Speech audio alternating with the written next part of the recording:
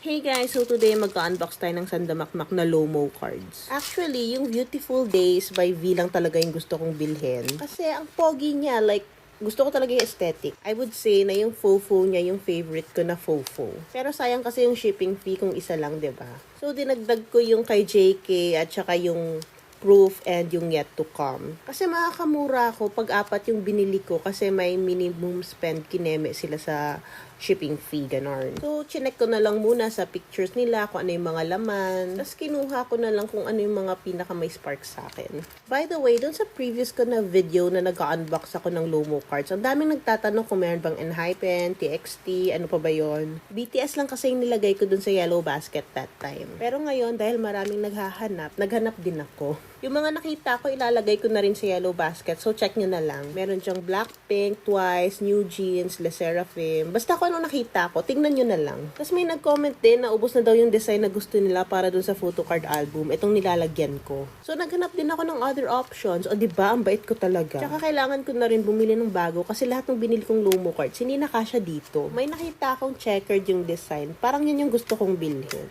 Tapos ang gagawin ko is ihihiwalay ko yung photocard album para dun sa mga Lomo cards na willing akong gawing freebies sa mga buyers ko. Tapos yung mga gusto kong i-keep for myself, yung mga Lomo cards na may sparks, ilalagay ko sa different na photo album para hindi sila magkahalo-halo, diba? Tsaka para mabawasan din yung laman nito kasi ayan, paubos na siya. Tapos ang dami-dami ko pang kailangan ilagay. Nasa 240 cards naman yung capacity nitong photocard album na to. Kaso lang kasi 55 pieces per set kasi yung Lomo cards. Ay apat yung binili ko. So kulang, 'di ba? Tapos may mga sets pa akong hindi sinali dito. So ayun, tignan niyo na lang sa yellow basket if you're interested. Yun lang. Thanks for watching.